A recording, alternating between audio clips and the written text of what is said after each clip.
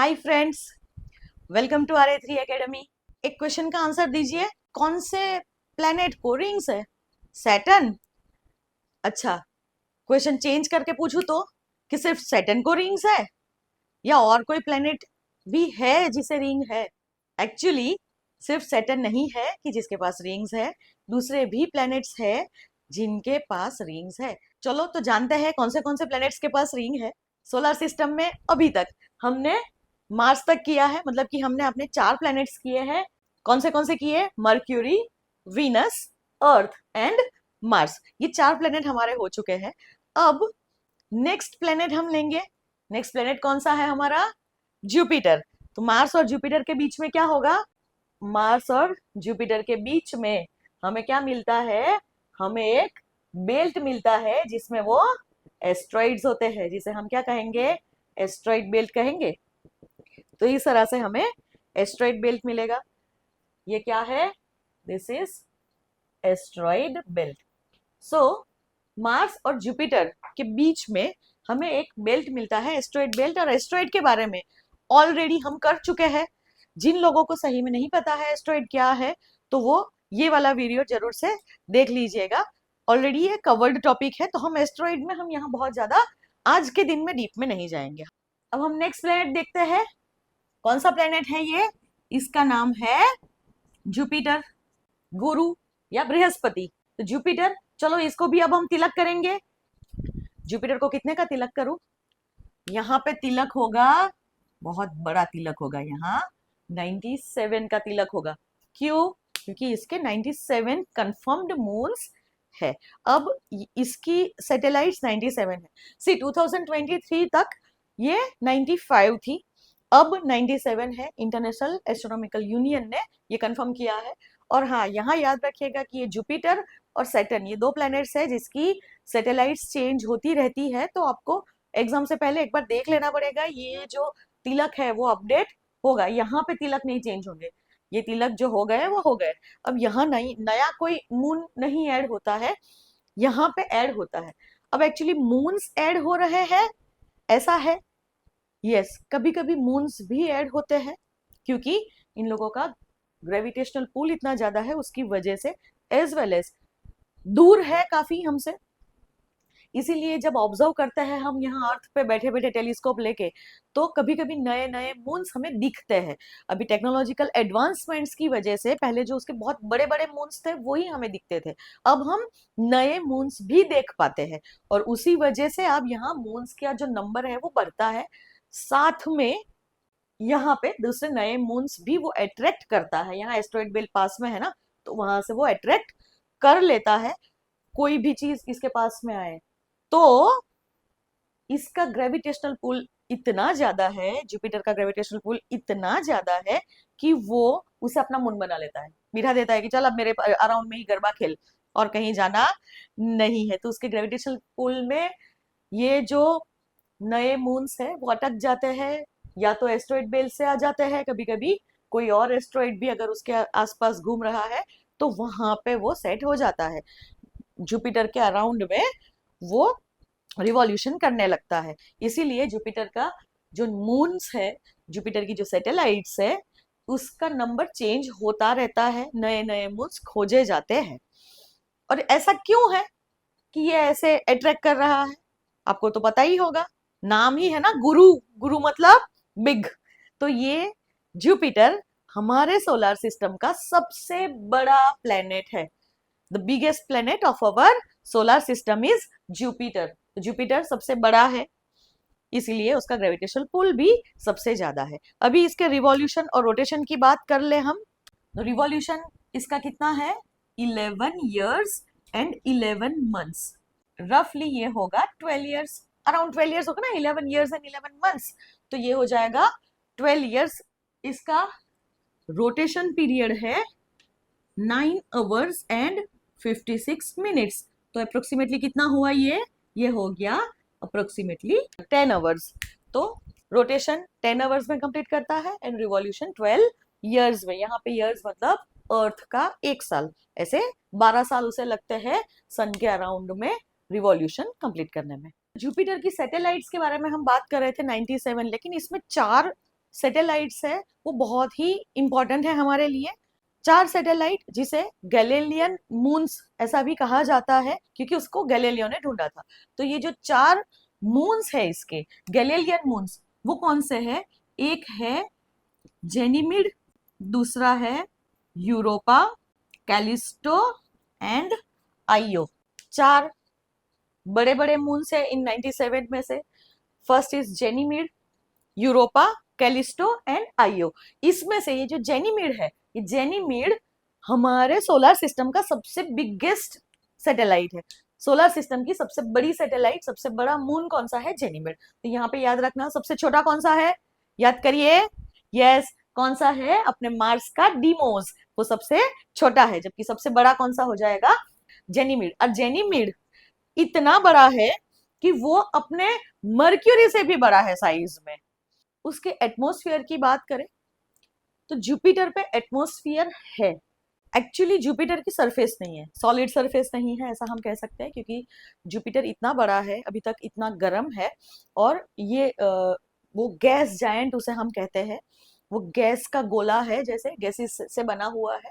तो उसका जो एटमॉस्फेयर है ऊपर का, उसमें सबसे ज्यादा है हाइड्रोजन, देन हीलियम, और बाकी ट्रेस अमाउंट में methane, ammonia, water vapour, hydrogen sulphide, इस तरह के गैसेस है। मेजर 4 है, हाइड्रोजन, हीलियम, मीथेन, एमोनिया और water vapour and hydrogen sulphide. ये थोड़े थोड़े अमाउंट्स में है सारे। ये जो 2 है, हाइड्रोजन और हीलियम, वो उसका 90% जितना एटमॉस्फेयर बनाते हैं। यहाँ पे अराउंड, मतलब काफी 80% से ज्यादा हाइड्रोजन है, और बाकी हीलियम मेजोरिटी पोर्शन है, और कुछ 1-2% के अंदर बाकी के ये गैसेस आएंगे। सो मेजोरिटी हाइड्रोजन है। ये हाइड्रोजन से हीलियम में कन्वर्जन होता है, और इसीलिए जुपिटर पे जो सन से एनर्जी आती है, उससे ज्यादा एनर्जी तो वो खुद ही प्रोड्यूस कर लेता है। मतलब कि यहाँ से हमें रेडिएशन निकलेगा, यहाँ से हमें रेडियो वेव्स दिखते हैं, यहाँ से हमें रेडिएशन पता चलता है, और एनर्जी वो खुद एमिट कर रहा है, तो लाइट एनर्जी भी उसमें एक पार्ट आ जाएगा इलेक्ट्रोमैग्नेटिक वेव्स में, और उसकी वजह से ये जुपिटर वो भी एक ब्राइट ऑब्जेक्ट के रूप में हमारे अर्थ के स्काई में दिखता है। एंड जुपिटर ये हमारे अर्थ के नाइट स्काई का 3rd लार्जेस्ट ब्राइट ऑब्जेक्ट है, 3rd लार्जेस्ट तेजस्वी ऑब्जेक्ट है, ऐसा हम कह सकते हैं। फर्स्ट सबसे ब्राइटेस्ट कौन? Moon. Second brightest Venus, and 3rd bright Jupiter. So first is Moon, second Venus and 3rd Jupiter. Brightness की कैटेगरी में आएगा। और क्यों ऐसा है? क्योंकि हाइड्रोजन से हीलियम में कन्वर्जन होता है, और उसकी वजह से यहाँ पे भी एनर्जी एमिट होती है, वो लाइट खुद एमिट कर लेता है, उसी वजह से हमें ये दिखता है। लेकिन इसके एटमॉस्फेयर की हम अगर बात करते हैं, उसका एटमॉस्फेयर जुपिटर को बहुत ही यूनिक कलर्स देता है। ये देखिए अपना जुपिटर, यहाँ पे आप कलर्स देख पा रहे हो, कैसे बैंड्स है, अलग अलग लाइटर एंड डार्कर शेड्स है। तो ये जो लाइट डार्क इस तरह से जो शेड्स दिख रहे हैं आपको जुपिटर में, ये क्यों है? ये इसके एटमॉस्फेयर की वजह से है। एक तो एटमॉस्फेयर एज वेल एज दूसरी बात है कि इसकी एक्सियल टिल्ट। जुपिटर की एक्सियल टिल्ट 3.13 डिग्री जितनी है वर्टिकल से, मतलब कि अब वर्टिकल से थोड़ा सा ही टिल्टिंग है, मतलब कि ऑलमोस्ट वर्टिकल हो गया, ये काफी ज्यादा वर्टिकल हुआ। 3 डिग्री मतलब कुछ भी नहीं है ना, है। और उसकी वजह से होगा क्या? याद करो, लास्ट लेक्चर में समझाया था मैंने कि अगर एक्सियल टिल्ट नहीं होगी तो यहाँ पे सीजन्स नहीं होगी, पूरा साल एक जैसी सीजन्स यहाँ दिखेगी। क्या होगा कि सन रेज सबसे ज्यादा हमेशा इक्वेटर पे गिरेंगे पूरा साल। जुपिटर जो है उसका साल जो 12 ईयर्स का है, वो 12 ईयर्स में जितना जाएगा उतना एक ही जगह पे सन रेज गिरते जाएंगे, और उसकी वजह से उसका जो इक्वेटोरियल एरिया है वहां पे समर्स जैसे होगा ऑलवेज, वहां पे टेम्परेचर्स ज्यादा रहेंगे कंपेयर टू पोल्स। पोल्स पे हमेशा टेम्परेचर्स लोअर रहेंगे, काफी कम रहेंगे, और उसकी वजह से यहाँ सीजन्स नहीं होगी। एक्सियल टिल्ट किस तरह से सीजन्स में चेंज लाती है, वो चीज हमने आगे एक वीडियो में देखा है, वो आप देख लीजिएगा। हम लोगों ने अर्थ वाला जो वीडियो था, ये वाला, ये अर्थ वाले वीडियो में मैंने ये चीज समझाई थी कि एक्सियल टिल्ट की वजह से सीजन्स एग्जिस्ट करती है। यहाँ पे सीजन्स चेंज होगी नहीं, ऑलवेज समर रहेगा एंड ऑलवेज यहाँ पे विंटर रहेगा, पोल्स पे ऑलवेज विंटर रहेगा। और उसी की वजह से होता ऐसा है कि ये जो एटमॉस्फेयर है वो टर्बुलेंट रहता है, और वहां पे इक्वेटोरियल एरिया है, ऊपर वाले एरिया है, वहां पे साइक्लोन्स आते रहते हैं, बहुत ज्यादा जोर से हवा चलती है, क्लाउड्स बनते हैं उसकी वजह से, और साइक्लोन्स जैसी कंडीशन होती है। ये जब साइक्लोन्स आते रहते हैं उसकी वजह से हम लोगों को इस तरह से बैंड्स दिखते हैं, क्योंकि टेम्परेचर वेरिएशन है, टेम्परेचर वेरिएशन की वजह से वहां पे के जो कंपोनेंट्स है वो कंपोनेंट्स में चेंजेस आते हैं, क्लाउड्स अलग अलग टाइप के बनते हैं, और उसकी वजह से हमने अभी जो देखा कि जुपिटर में जो बेल्स दिख रहे हैं अलग अलग कलर के वो दिखते हैं। तो हमने ये देख लिया कि जुपिटर का एटमॉस्फेयर किस चीज से बना है, hydrogen, helium, methane, ammonia, water vapour and hydrogen sulphide. तो एटमॉस्फेयर के गैसेस हमने देखे। अब एटमॉस्फेयर के गैसेस के ये कंपोजिशन की वजह से एज वेल एज हमने ये भी देख लिया कि एक्सियल टिल्ट इसकी कम है, जिसकी वजह से सीजन सेम टू सेम पूरा साल एक ही सीजन अलग अलग जगह पे रहेगी, मतलब कि इक्वेटर पे अलग सीजन रहेगी, मतलब समर जैसी सीजन, एंड पोल्स पे विंटर जैसी सीजन यहाँ पे हमें देखने को मिलती है। और इसके एटमॉस्फेयर में ये जो हमने देखा अभी कि उसमें अलग अलग कलर्स के बैंड मिलते हैं, वो क्यों मिलते हैं, बिकॉज यहाँ पे एटमॉस्फेरिक टर्बुलेंस काफी रहती है, जुपिटर पे बहुत जोर से हवा चलती है, वहां पे विंड स्पीड काफी ज्यादा होती है, और ये जो विंड्स है इसकी वजह से अलग अलग जगह पे क्लाउड्स बनते हैं, डिफरेंट डिफरेंट टाइप्स के क्लाउड्स बनते हैं, इवन डिफरेंट डिफरेंट हाइट पे डिफरेंट मटेरियल के क्लाउड बनते हैं, as well as different region में, जैसे कि इक्वेटर वाले रीजन में डिफरेंट क्लाउड्स, ऊपर डिफरेंट क्लाउड्स, इस तरह से।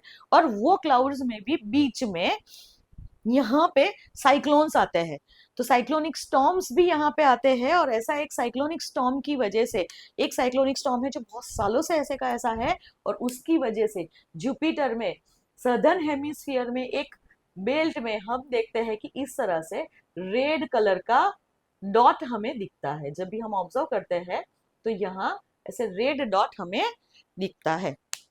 और एक बार देखिए, रेड डॉट दिखा, सदर्न हेमिस्फीयर के साइड में एक रेड डॉट दिख रहा है हमें, तो ये जो रेड डॉट है उसे हम कहते हैं ग्रेट रेड स्पॉट। ये जो डॉट जैसा दिख रहा है उसे हम कहेंगे ग्रेट रेड स्पॉट। सो कभी कभी क्वेश्चन ऐसे भी आ जाता है कि ग्रेट रेड स्पॉट हमें कौन से प्लेनेट पे दिखता है, वो आएगा जुपिटर पे। जस्ट है कि वहां पे एक साइक्लोन है, और ये साइक्लोन बहुत सालों से ऐसे का ऐसा है, मतलब कि साइक्लोन है वहीं पे, मतलब वो जगह पे अगर हम गए तो कंटिन्यूस घूमते ही रह जाएंगे, वो साइक्लोन्स वहां पे चलता ही है, बहुत सालों से इसे ऑब्जर्व किया जा रहा है, अराउंड 1600 1700 से ये रेड स्पॉट जो है, ये रेड डॉट टाइप की फेनोमेना जुपिटर की हम ऑब्जर्व करते हैं। जुपिटर हम नेकेड आई से देख सकते हैं, एकदम येलो कलर का ऐसे चमकता हुआ दिखता है, बस आपको पता होना चाहिए कि कौन सी साइड देखना है तो पता चलेगा, बट यस जुपिटर भी हम नेकेड आई से देख सकते हैं। नेक्स्ट थिंग, जुपिटर को हमारी सोलर सिस्टम का वैक्यूम क्लीनर कहा जाता है। अब भी हमने बात की ना कि ये एस्ट्रॉइड बेल्ट के भी कुछ एस्ट्रॉइड्स को वो अपने मून बना लेता है, अगर कोई दूसरा एस्ट्रॉइड घूमता फिरता आ गया तो उसको भी वो अपना मून बना लेता है, मतलब कि कुछ भी आता है अपने अंदर समा लेता है, अपने पास रख लेता है, और इसीलिए इसे हम सोलर सिस्टम का वैक्यूम क्लीनर भी कहते हैं, vacuum cleaner of the solar system ऐसा उसे कहा जाता है। एज वेल एज ये जुपिटर और इसके इतने सारे मून्स, ये सब मिलके कभी कभी ऐसे भी कहते हैं कि ये एक मिनिएचर सोलर सिस्टम जैसा दिखता है। सो मिनिएचर सोलर सिस्टम जुपिटर की है, ऐसा भी हम कह सकते हैं। बाय द वे यहाँ पे एनर्जी भी एमिट कर रहा है, खुद की लाइट भी है, नो डाउट सन जितनी एनर्जी नहीं है इसमें, उतनी ज्यादा एनर्जी नहीं है, बट फिर भी ऐसा जस्ट कुछ कुछ नेम्स, जैसे हम मार्स को रेड प्लेनेट कहते हैं, अर्थ को ब्लू प्लेनेट कहते हैं, उस तरह से इसको भी कुछ निक नेम्स दिए गए हैं। एक तो vacuum cleaner of the solar system as well as miniature solar system, ऐसा भी उसे कहा जाता है। गैस जायंट है ये, ऑलरेडी हम लोग देख चुके हैं। जुपिटर को भी रिंग्स है, yes Jupiter does have rings, तो जुपिटर के पास भी रिंग्स है। ये रिंग्स जो है कितनी है, 4। सो यहाँ पे 4 नंबर लिखा है, उसको समझना कि ये रिंग्स का नंबर है। तो जुपिटर को भी 4 रिंग्स है उसके अराउंड में, एंड वो डस्ट से बनी हुई है, डस्ट पार्टिकल से बनी हुई है, मेजोरिटी इज डस्ट पार्टिकल्स। तो उसकी बनी हुई 4 फेंट रिंग्स जुपिटर के अराउंड में है। अब जुपिटर के मिशंस की बात कर ले तो अपकमिंग मिशंस है जुपिटर के, इसीलिए इंपॉर्टेंट है। सो देखिए हमारा जो न्यू हॉराइजन्स मिशंस थे, वॉयेजर मिशंस थे, कैसिनी ह्यूगेन मिशंस है, ऐसे सारे मिशंस तो फ्लाई बाय करके गए ही है यहाँ जुपिटर से। बट जुपिटर का स्पेशल मिशन एक लॉन्च किया गया था, जूनो। जूनो मिशन जुपिटर के पास भेजा गया था। तो ये पुराने मिशंस है। अब अपकमिंग मिशंस की अगर बात करें तो वो है यूरोपियन स्पेस एजेंसी का juice mission, Jupiter IC moons explorer. ये ज्यूस का फुल फॉर्म है। ज्यूस मिशन पर्टिकुलरली जाएगा जुपिटर के मून्स को ऑब्जर्व करने के लिए। अब ये ज्यूस मिशन ऑलरेडी लॉन्च कर दिया गया है 2022 में, और वो जुपिटर तक पहुंचेगा 2031 में। सो अब 2031 तक इंपॉर्टेंट है, तब आएगा न्यूज। लेकिन यस, आपको पता होना चाहिए कि ऐसा एक ज्यूस मिशन भी है। और नासा एक मिशन भेजने वाला है जिसका नाम है यूरोपा क्लिपर। तो वो अभी प्लानिंग में है, जब जाएगा तब। सो ये 2 अपकमिंग मिशन है, juice and Europa clipper. Europa clipper जो है वो स्पेसिफिकली यूरोपा को स्टडी करेगा। अदरवाइज अपना जो ज्यूस मिशन है वो बाकी के जो बड़े बड़े बिगर, इसके अलावा भी ये 4 के अलावा भी काफी सारे हैं मून्स। तो ये सारे मून्स की वो स्टडी करेगा कि किस तरह से ये मून्स है, किस तरह से ये रिंग फॉर्मेशन में हेल्प कर रहे हैं, क्योंकि यहाँ पे रिंग्स है ऐसा हमने देखा। सो ये चीजें हैं। इतना ठीक है।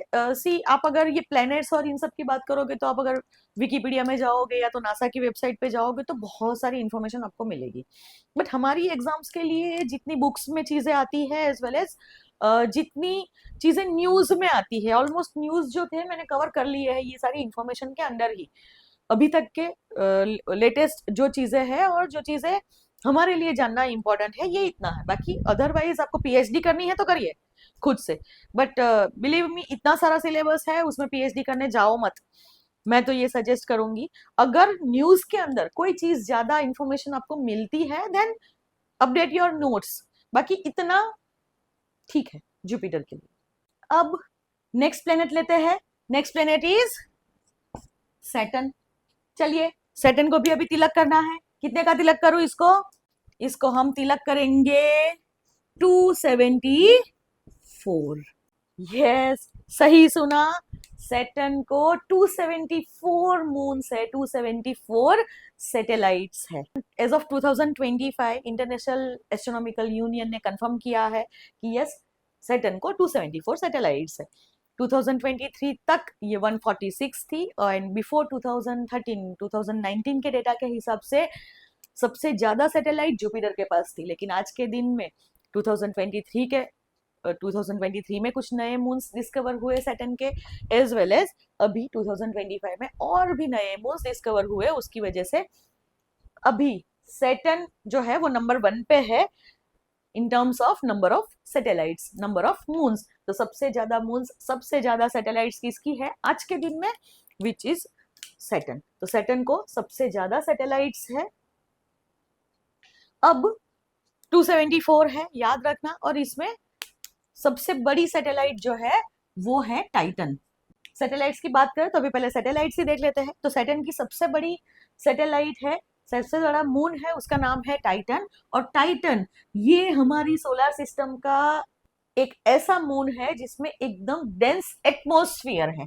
तो काफी ज्यादा डेंस एटमॉस्फेयर हो ऐसा मून वो है टाइटन। और एक्चुअली हम ऐसे कहें कि एटमॉस्फेयर जैसा एटमॉस्फेयर हो, बहुत थिन नहीं है, जस्ट एक्सोस्फीयर कह सके ऐसा नहीं है एटमॉस्फेयर। यहाँ पे एटमॉस्फेयर जैसे हमारे प्लैनेट्स के अराउंड में जैसे एटमॉस्फेयर होता है उस तरह से एटमॉस्फेयर अगर मिलता है तो ये सिर्फ और सिर्फ है टाइटन। टाइटन ही एक ऐसा प्लैनेट है जिसके ऊपर डेंस एटमॉस्फेयर है। इसका दूसरा एक मून है जिसका नाम है एनसेलेडस। और ये एनसेलेडस जो है उसके लिए अभी काफी क्यूरियोसिटी है, क्योंकि एनसेलेडस पे हमें क्या क्या मिल रहा है? हमें लिक्विड फॉर्म में वाटर मिल रहा है, एक तो ये, और उसके ओशन फ्लोर पे हाइड्रोथर्मल एक्टिविटी हो रही है, और ये हाइड्रोथर्मल एक्टिविटी होने की वजह से, हाइड्रोथर्मल एक्टिविटी मतलब क्या, टेम्परेचर डिफरेंस की वजह से करंट्स एंड वेव्स टाइप के मूवमेंट, करंट्स, वेव्स, एडीज, इस टाइप की मूवमेंट्स का जनरेट होना, जिसे हम कहेंगे हाइड्रोथर्मल एक्टिविटी। थर्मल मतलब टेम्परेचर, हाइड्रो मतलब पानी रिलेटेड, तो पानी में टेम्परेचर चेंजेस की वजह से जो भी एक्टिविटी हो, पानी जिस तरह से एक डायरेक्शन से दूसरी डायरेक्शन पे हमारे ओशंस पे आ रहा है ना, वेव्स आ रहे हैं यहाँ पे, हमारे ओशन में भी ओशन करंट्स है, नो डाउट हम पढ़ेंगे आगे, बट अभी इतना ध्यान लो। तो ये ऐसी एक्टिविटी, तो जो हमारी अर्थ पे हमारे ओशंस में, अर्थ के ओशन में जैसी एक्टिविटीज देखी जाती है, पानी की मूवमेंट्स, वैसी एक्टिविटी यहाँ पे एनसेलेडस के ओशन फ्लोर पे हो रही है, और उसकी वजह से plus water is in liquid form, और हम लोगों ने याद करो कि लिक्विड फॉर्म में वाटर होने से लाइफ की पॉसिबिलिटीज बढ़ जाती है, लाइफ यहाँ पे होने के चांसेस है, मतलब कि नो डाउट ह्यूमंस जाके नहीं रह पाएंगे यहाँ पे, उतना टेम्परेचर नहीं है, टेम्परेचर काफी लो है स्टिल, और पानी यहाँ पे लिक्विड फॉर्म में होने की वजह से यहाँ कुछ माइक्रो ऑर्गेनिजम्स और कुछ टाइप की लाइफ, कोई कुछ टाइप के लाइफ फॉर्म्स हमें यहाँ पे मिले, ऐसा हमें लग रहा है, और उसके लिए ये एनसेलेडस की ओर अभी साइंटिस्ट का काफी ध्यान है। अब कभी प्रोब वहां पे जाएगा, जा पाएगा, तब हम देखेंगे, बट फिलहाल ये चीज है। ये दो सैटर्न के इंपॉर्टेंट मून्स है, एक्चुअली सैटर्न के तो 274 मून्स है, काफी बहुत छोटे छोटे भी है, ये दोनों बड़े हैं।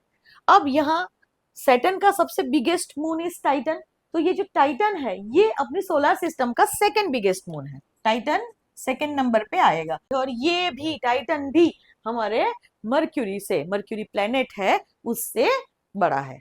सैटर्न की सबसे विजिबल एंड सबसे ध्यान खींचने वाली बात कौन सी है, सैटर्न की सबसे ध्यान खींचने वाली बात है कि सैटर्न के पास रिंग्स है, और ये रिंग्स एक दो नहीं है, कितनी है, ये रिंग्स है टोटल 7, इस तरह से पूरे बैंड में चलती है रिंग्स, तो सैटर्न को 7 रिंग्स है। यहाँ पे जैसे इतना याद रख लीजिए, देन इसका रोटेशन एंड रिवॉल्यूशन पीरियड देख लेते हैं।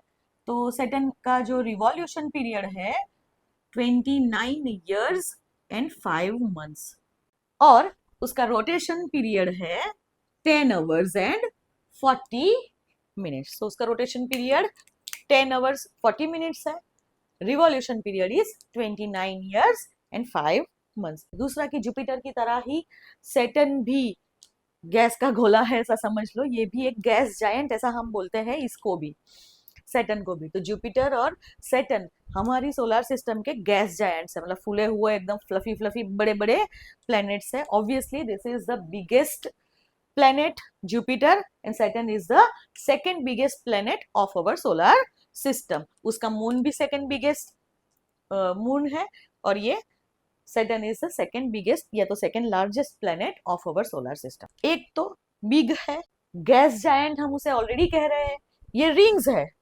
इसकी वजह से इसे gaseous, globe, Galaxy like planet ऐसा भी कहा जाता है। तो ये इसका निकनेम है। वैसे तो सबसे ब्यूटीफुल प्लेनेट भी सैटर्न को कहा जाता है कि Saturn is the most beautiful planet of our solar system.